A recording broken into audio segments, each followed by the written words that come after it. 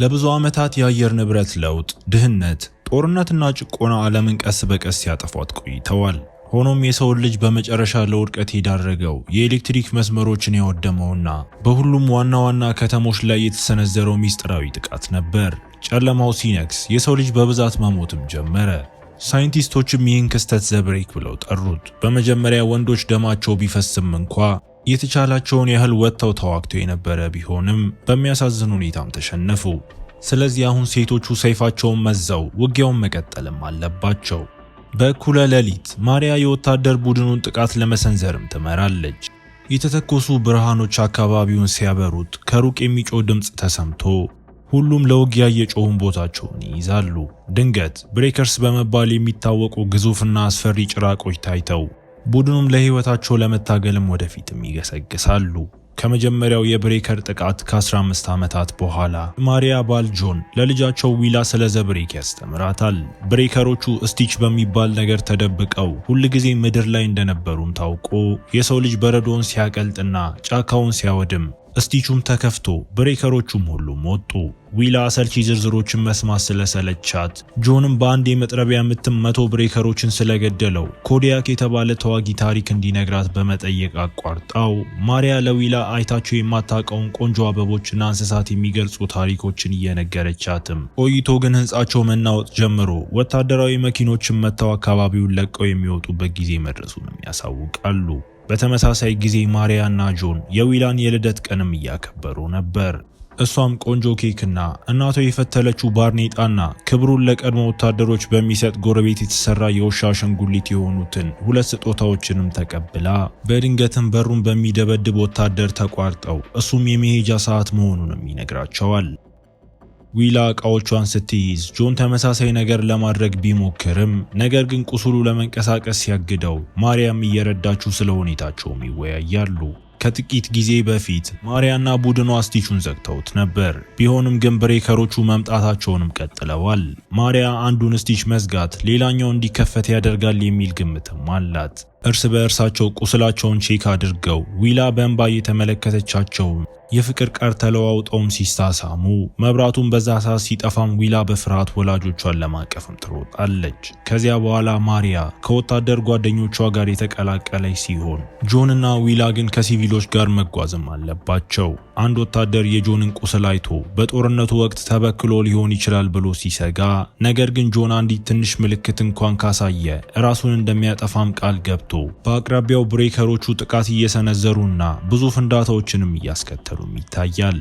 በጉዞ ወቅት ወታደሮቹ ለሲቪሎች የብሬከር ኢንፌክሽን ምን ያህል አስከፊ እንደሆነና የሰውን አካል እንዴት እንደሚቀይርም እየነገሯቸው የተበከሉ ሰዎች ሃይብሪድ ተብለው የሚታወቁትም ለዚህ ነበር። የደነገጠችው ዊላ ወሬውን ወደ ኮዲያክ አፈ ታሪክ ቀይረው እያንዳንዱ ሰው ደግሞ ስለ ታሪኩ የተለያየ ዝርዝርም ሰምቶ ስለነበር አንዳንዶችም ዞዲያክ 300 ብሬከሮችን እንደገደለም ሰምተዋል። ሌሎች ደግሞ የሚረዳው ድብ ነበረው ብለውም ያምናሉ። ዊላም የትኛው እውነት እንደሆነ ስትጠይቅ ጆንም ዋናው ነገር መልእክቱ እንደሆነ አረጋግጦላት ከዚያም እንቅልፍ ሲወስዳትም እናያለን። ከጥቂት ቆይታ በኋላ ዊላ በጥይትና በጩኸት ድምፅ ነክታ ጆን ዝም እንድትል ነግሯትም ወታደሮቹ ሲዋጉና ጭራቆቹ ሲጮሁ ሲሰሙ ሁሉም ሲቪሎችን በፍርሃት እርስ በእርሳቸውም ይተያያሉ።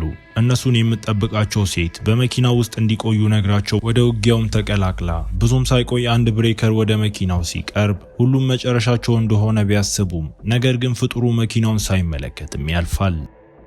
ድንገት አንድ ትልቅ ጥፍርም መኪናውን ሰንጥቆ አንዲት ሴትን በመውጋትም ወደ ውጪ ሲጎትታት ቡድኑ ወዲያውኑ የተሻለ የመደበቂያ ቦታ ለመፈለግም መኪናውን ጥለውም ይወጣሉ። ጆን እና ዊላ በአንድ ብሬከር መንገድ ተዘግቶባቸው ስለዚህ አንዲት ወታደር መሃል በመግባትም ተኩስ ከፍታ እሷ በሁለተኛ ጭራቅ ብትያዝም ቢያንስ የመጀመሪያው ብሬከር ትኩረቱ ስለተከፋፈለ ጆንም ያንን አጋጣሚ ተጠቅሞ ዊላ መሬት ላይ እንድትተኛም አድርጎ በመኪና ስርም እየተሳቡ በዙሪያቸው የሚሆነው ሞትና ውድመትን መስማታቸውን ይቀጥላሉ። አንድ ብሬከር መኪናውን ማወዛወዝ ሲጀምር ሁለቱ ለመሮጥ ተገደው እንደ እድል ሆኖ ከሌላ እናትና ልጅ ጋር የሚደበቁበት ሌላ መኪና አግኝተው ድንገት አንድ ብሬከር የልጁን እግር ለመያዝም እጁን ሲያስገባ እናቲቱም ልጇን ለማዳንም በጭንቀት ትወጣለች። ዊላ ስታለቅስ አንድ ብሬከር ከመኪናው ስር ለማየት እየሞከረ ነገር ግን አንድ ወታደር ተኩስ ስትከፍትም ወደ ኋላ ፍግፍጎ በመካከላቸው ትግል አድርገውም ወታደሯም የጭራቁን አንገትን በሰይፏ በመቅሮጥም ውጊያውን ታሸንፋለች። ጭንቅላቱን ከረገጠችው በኋላ ወታደሯ ሁለቱን ስትመለከት እሷም ማሪያ መሆኗን አውቀው እንዲወጡ ነግራቸውም ዊላም የብሬከሩን አካል መሬት ላይ ሲንቀሳቀስ በማየቷም ደንግጣ እናያታለን። ማሪያ ደን ውስጥ ደህንነቱ የተጠበቀ ስለሆነ ቡድኗ ሰዎቹን ከመንገድ አውጥተው ወደ ጫካ እንዲወስዷቸው አዛ እነሱም ሲንቀሳቀሱ ዊላ ብዙ የሰው አስክሬኖችና ከባድ ቁስል ያለባቸውን ሰዎችም ታያለች። አንድ አዛውንት ተበክለው ነበርና አንድ ወታደርም እስኪሞቱ ድረስ አብሯቸው ለመቆየትም ቃል ገብቶላቸው በጥቂት ደቂቃዎች ውስጥ ከአዛውንቱ አይን ደም መፍሰስ ጀምሮ ደም ስሮቻቸውም ወደ ጥቁር ሲለዋወጡ ስለዚህ ወታደሩም ሳያመነታ ተኩሶባቸው ቡድኑ ጫካ ውስጥ ሲደርስም ጆን በማሪያ ፊት ላይ ደም ስለተመለከተ ቢጨነቅም ነገር ግን የሰው ደም ስለሆነም እሷ ደህና ነበረች።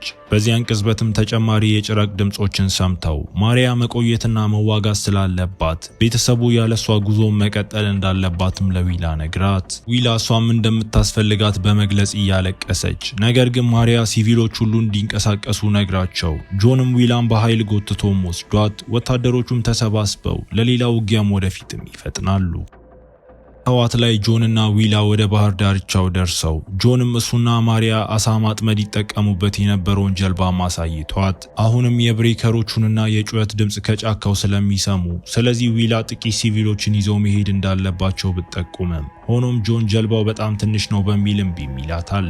በዚያን ጊዜ ኬቪን የተባለ ሰው ቀርቧቸው ጀልባው የነሱ እንደሆነ ሲጠይቃቸው ጆን የነሱ እንዳልሆነና ምግብ ብቻ እየፈለጉ እንደሆነ ተናግሮ ኬቪን ሽጉጡን አውጥቶ ጆን እየዋሸ እንደሆነ በመናገር እሱንም እንዲያድነውም ጠይቆት ጆንም ጀልባው ነዳጅ እንደሌለውና ከመኪናው ውስጥ ማውጣት እንዳለበት አስረድቶት ስለዚህ ኬቪን ወደዚያ እንዲወስደውም ተስማምቶ ዊላንም በጀልባው አቅራቢያ እንድትጠብቀው ከነገራት በኋላ ጆን ኬቪን ሽጉጡን ደግኖበትም በመንገዱ ላይም ወደ ተተወ መኪና ተራምዶ ጆን ቁልፉን ለማውጣት ወደ ኪሱ የገባ መስሎ በምትኩም ቢላዋም አውጥቶ በባህር ዳርቻው ዊላ አባቷ በመቆየቱና የጭራቆቹን ድምጽ እየሰማች በመሆኗ ከጊዜ ወደ ጊዜ እየፈራች ብትመጣም እንደ ድል ሆኖ ጆን ተመልሶ ኬቪን እንደሸሸ ነግሯት ስለዚህ በጀልባው ብቻቸውንም ይሄዳሉ። ከጥቂት ሰዓታት ጉዞ በኋላ በባህር መሃል ወደሚገኝም ደሴትም ይደርሳሉ።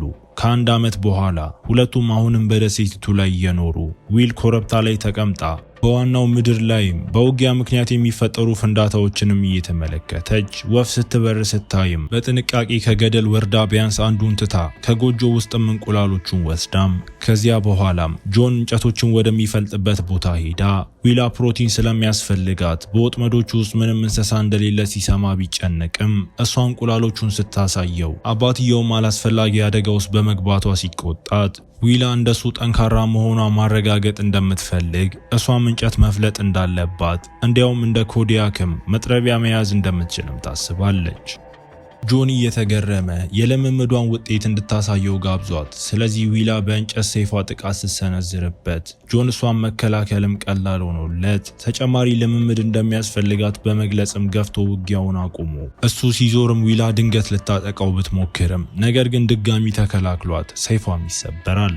በዚህ ምሽትም ከእራት በፊት ዊላ ሌላ ታሪክ እንዲነግራት ጠይቃው ጆንም ጠንካራ መጥረቢያ ለመስራት ኮዲያክ ፍጹም የሆኑ ቁሳቁሶችን ስለመሰብሰቡና ስቲቹ መሬት ላይ ሲሰነጠቅ ያየ የመጀመሪያው ሰው እንደነበረም ነግሯት አንድ ብሬከር ከስንጥቁ ውስጥ ቢወጣም ነገር ግን ኮዲያክም አልፈራም። እንዲያውም በአዲሱ መጥረቢያው በፍጥነትም ገድሎታል። ለኮዲያክ ልምድ ምስጋና ይግባውና የሰው ልጅ እነዚህን ጭራቆች እንዴት መግደል እንደሚቻልም ተማረ። ዊላ ኮዲያክ አባቷ እንደሆነ ስትጠይቀው ነገር ግን ጆን በሐሳቡ እየሳቀ ተስፋ ስለሚሰጥም ታሪኩን በቁም ነገር እንድትመለከተው ነግሯት አንድ ቀን ዓለም ሰላም እንደምትሆንና ወደ ዋናው ምድር እንደሚመለሱም ያስባል። ከጥቂት ጊዜ በኋላ ሁለቱ ፈንጂዎችን ለመቅበር ወደ ባህር ዳርቻው ሄደው በቅርበት መመልከቻን በመጠቀም በዋናው ምድር ላይ ያሉትን ብሬከሮች እየተመለከቱ ጆን እነዚህ ፍጥረታት አይን እንደሌላቸው እያስረዳት ሃይብሪዶችን እንደ አይንና ጆሮ እንደሚጠቀሙም ያምናል። ዊላ የሰው ልጅ እንደዚህ አይነት ጥቃት እንዲሰነዘርበት ምን እንዳደረገም ስትጠይቀው ስለዚህ ጆን ብሬከሮቹ ሰዎችን እንደ ወራሪ አይቷቸው ሊሆን ይችላል በሚል ግምት ሰጥቷት ከዚያ በኋላ ዊላ ጆን ከእንጨት በሰራው መሰናክል ውስጥ ማለፍ ልምምዷን ቀጥላ ስትንቀሳቀስም ብሬከሮችን ለመዋጋት ለመዋጋት ስለ ትክክለኛ መንገዶችም ጥያቄዎችን እየጠየቃትም ጭራቆቹ እንዴት ወደ እሷ እንደሚመጡ በመግለጽም እያስፈራራት ዊላ ጥቂት ጊዜ ብትንሸራተትም ተስፋ ሳትቆርጥ የእንጨት ሰይፉንም ታገኛለች። ትምህርቷን እየደገመች ጭራቆቹን የሚወክሉ ቦርሳዎችንም ማጥቃት ጀመራ። ብሬከሮቹ አንገታቸውን በመቁረጥ መገደል አለባቸው። ነገር ግን ለሃይብሪዶች ያ ብቻ አይበቃም፣ አንጎላቸውን መደቆስም አለበት። በመጨረሻው ጥቃት ላይ ድጋሚ የወደቀች ሲሆን በሚያሳዝን ሁኔታ ልምምዱንም በሰዓቱ አታጠናቅቅም። ነገር ግን ጆን ጎበዝ እንደነበረችም ነግሯት አሁንም ልምምዷን ለመቀጠልም ቆርጣ ዊል ድጋሚ በመሰናክሎች ውስጥ ማለፍ ትጀምራለች። ቆይቶ በአትክልቱ ስፍራ ውስጥ ሲሰራ ጆን የዱር እንጆሪዎችን በማግኘቱም ተገርሞ ወዲያውኑ ይህንን ፍሬም አይታ ለማታውቀው ዊልም ወስዶላት አንዱን ቀምሳ ጣዕሙን ወዳውም ጆን ስለሱና ማሪያ የሰርግ ኬክም እየነገራት ይታያል።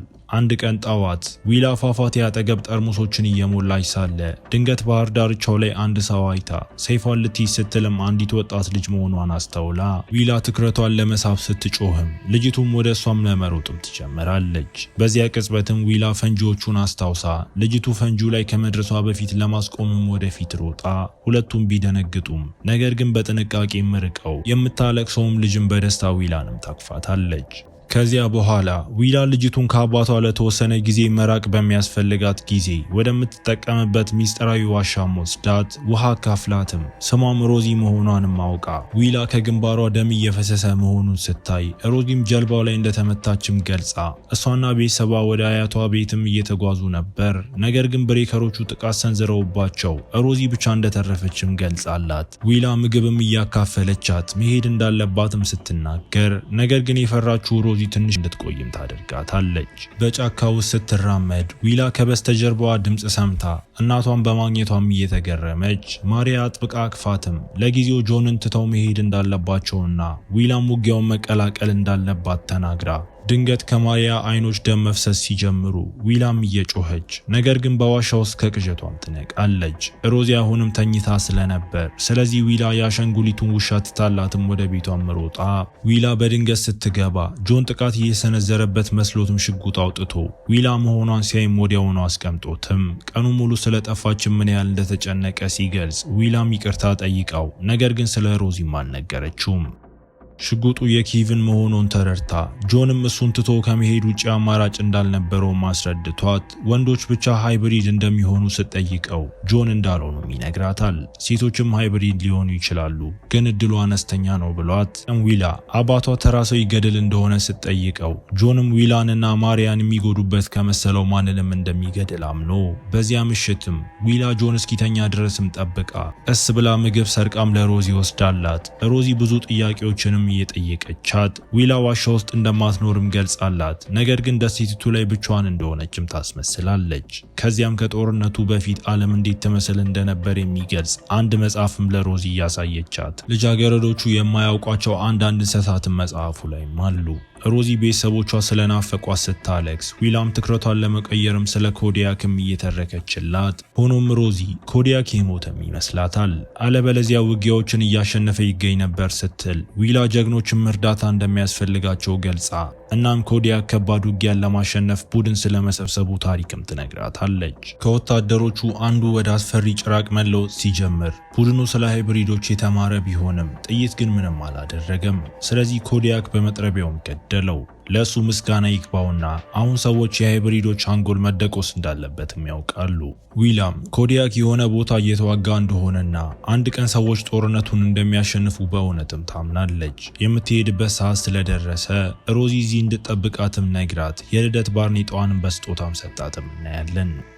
በሚቀጥለው ቀን ልምምዱ ቀጥሎ ዊላ በመሰናክል ውስጥ ያለምንም ችግርም እያለፈች እንደ ሃይብሪድም ጠላት ከሚመስለው ጆን ጋርም እየተለማመደች እየሮጡ እየተጫወቱም ዊላም በድንገት ልታጠቃው በማሰብ ከዛፍ ጀርባ ተደብቃ ድንገት ጆን ማውራቱን አቁሞ ዊላም እንግዳ ድምጽ ሰምታ ጆን ወድቆ መሆኑንም ተረድታ ወደሱ በፍጥነት ሮጣ እንዲነቃም ውሃ ትሰጠዋለች። ከዚያ በኋላ ወደ ቤት እንዲሄድ ረድታው ዊላም ጆን እሷ እንድትበላ እሱ ሳይበላ መቆየቱን ተረድታ ማሪያ እስክትመጣ ድረስ ምግብ መቆጠብ እንዳለባቸው አጥብቆ ቢናገርም ነገር ግን ዊላ የታሰረች ያህል ይሰማታልና ምንም ከማድረግ ይልቅ ሌሎቹን ሴቶች በውጊያ መርዳትም ትፈልጋለች።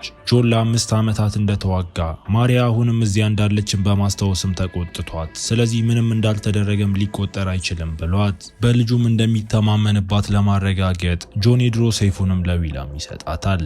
በሚቀጥለው ቀን ዊላ ወጥመዶቹን ለመፈተሽ የወጣች መስላ ወደ ዋሻው ብትመለስም ሮዚ ግን እዛም አልነበረችም። የዊላም ዕቃዎችም ወድመው ነበር። ድንገት በጨለማ ውስጥ አንድ ሰው ተንቀሳቅሶ ዊላም ስትከተለውም ወደ አስፈሪ ሃይብሪድ የተቀየረችው ሮዚ መሆኗን አረጋግጣ ይህ ሃይብሪድም የምትጮኸው ዊላም ማሳደድ ጀምሮም ዊላም ውሃው ላይ ተንሸራታም ወድቃ አሁን ሃይብሪዱ ሊዘልባት ቢችልም ነገር ግን ሊገላት ሲል ጆን ደርሶ ተኩሱ ከፍቶ ጥይቶቹ ምንም ጉዳት ስላላደረሱ ስለዚህ ጆን ሰይፉን ይዞ ጭራቁን መዋጋት ጀምሮ ከጥቂት ትግል በኋላም ጭራቁን ለመግደል ጭንቅላቱን ወቅቶትም ዊላ ከአባቷ ጋር ለመገናኘት ሮጣ ስሜቷም ተረብሾ ስለዚህ ጆን በፍጥነትም አጽናንቷት ሃይብሪዱ ቀድሞውኑ ለብሬከሮች ምልክት ልኮ መሆን ስላለበትም መሄድ እንዳለባቸውም ያሳውቃታል። ሁለቱ ዕቃዎቻቸውን ሰብስበው ጀልባውን ወደ ደበቁበት የደሴቲቱ ሌላኛው ወገንም ጉዞም ይጀምራሉ። ለጥቂት ደቂቃዎች ለማረፍ ጫካ ውስጥ ቆመው ዊላም ከጦርነቱ በፊት የነበረ ታሪክ ስትጠይቀው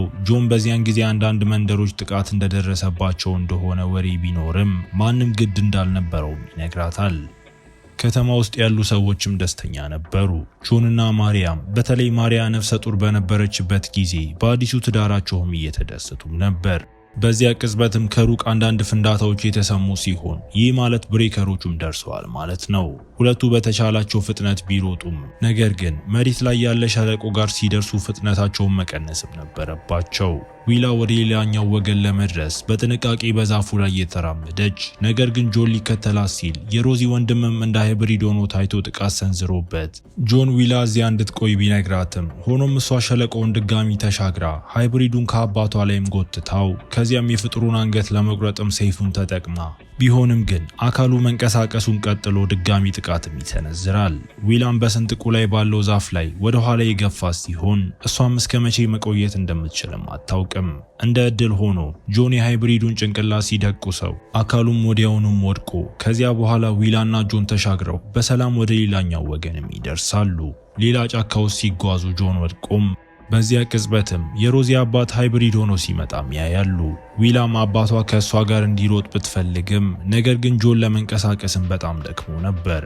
ዊላም ሰይፉን አውጥታ በልምምዷ ላይ አተኩራ ብሪዱ ሊያጠቃ ሲሞክርም አምልጣ የጭንቅላቱን የላይኛውን ክፍል ቆርጣው ይህም አንጎሉ እንዲወጣ ያደረገው ሲሆን አሁን ጆን እንዲራመድም መርዳትም ትችላለች። ከጥቂት ቆይታ በኋላ ባህር ዳርቻው ላይ ጆን ዊላ በጀልባው ብቻዋን እንድትሄድም ነገራት። ምክንያቱም ሃይብሪዱን በክሎት ነበር። ዊላ ስታለቅስ ስለዚህ ጆን እንደ እናቷ ተዋጊ መሆኗን በማስታወስ ጥቂት የሚያበረታቱ ቃላትን ነግሯት ከዚያም ዊላ ገመዱን የቆረጠችው ቢሆንም ነገር ግን ጀልባው በራሱም አይንሸራተትም። ስለዚህ ለመግፋት ተጨማሪ ጥረትም ማድረግ ነበረባት። ትንሽ እንዲወርድ ማድረግ ብትችልም ነገር ግን ውሃው ጋር እንዲደርስ ለማድረግ የሚያስችል ጥንካሬም አልነበራትም። ከጆን አይኖች ደም መፍሰስ ሲጀምሩ ዊላ ሰይፏን አውጥተው ለመዋጋት ወስና በተመሳሳይ ጊዜ ማሪያና ወታደሮቿ በመጨረሻ በጀልባዎቻቸውም ይደርሳሉ። ብሬከሮቹ ከኮረብታው እየወረዱ ሲሆን ስለዚህ መላው ቤተሰብ ለመጨረሻው ውጊያ መሳሪያቸውን ሲያዘጋጁም እያሳየን ፊልሙ እዚህ ጋር ይጠናቀቃል። እስከ መጨረሻው አብራችሁኝ ስለነበራችሁ አመሰግናለሁ። በቀጣይ ቪዲዮ እስክንገናኝ መልካም ጊዜ